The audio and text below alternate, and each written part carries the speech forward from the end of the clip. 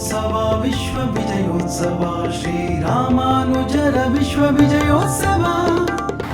ಅವರು ಇಡೀ ಭಾರತವನ್ನು 3 ಬಾರಿ ಪರಿಕ್ರಮ ಮಾಡಿ ಭಕ್ತರೆಲ್ಲರಿಗೆ ಆಶೀರ್ವಾದ ಮಾಡಿ ಇಡೀ ಭಾರತದಲ್ಲಿ ಒಂದು ದೊಡ್ಡ ಕ್ರಾಂತಿಯನ್ನೇ ಅವರು ಮಾಡಿದರು.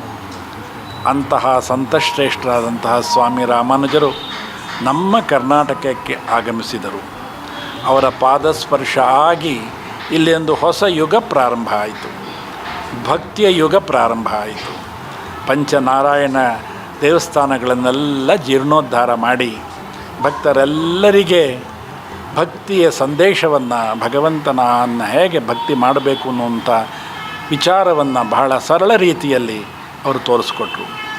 ಅಂತಹ ಸ್ವಾಮಿ ರಾಮಾನುಜರು ಕರ್ನಾಟಕಕ್ಕೆ ಬಂದಾಗ ಯದುಗಿರಿ ಯತಿರಾಜ ಮಠವನ್ನು ಮೇಲುಕೋಟೆಯಲ್ಲಿ ಸ್ಥಾಪನೆ ಮಾಡಿ ಅದರ ಪ್ರಥಮಾಚಾರ್ಯರಾದರು, ಸ್ಥಾಪನಾಚಾರ್ಯರಾದರು.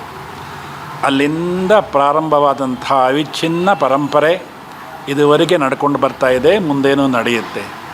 ಅಂತಹ ಸ್ವಾಮಿ ರಾಮಾನುಜರಿಂದ ಪ್ರಾರಂಭವಾದಂತಹ ಯದುಗಿರಿ ಯತಿರಾಜ ಮಠ ಹಾಗೂ ಅಖಿಲ ಕರ್ನಾಟಕ ಶ್ರೀ ವೈಷ್ಣವ ಮಹಾಸಭಾ ನವೆಂಬರ್ 24ನೇ ತಾರೀಕು ಒಂದು ಬೃಹತ್ ಸಮಾವೇಶವನ್ನು ಆಯೋಜನೆ ಮಾಡಿದೆ. ಕರ್ನಾಟಕದಲ್ಲಿರುವಂಥ ಎಲ್ಲ ಶ್ರೀ ವೈಷ್ಣವರು ಸೇರಿ ಈ ಸಮಾವೇಶವನ್ನು ನಡೆಸ್ತಾ ಇದ್ದಾರೆ. ವಿಜಯೋತ್ಸವ ವಿಶ್ವ ವಿಜಯೋತ್ಸವ ಶ್ರೀರಾಮಾನುಜರ ವಿಶ್ವ ವಿಜಯೋತ್ಸವ.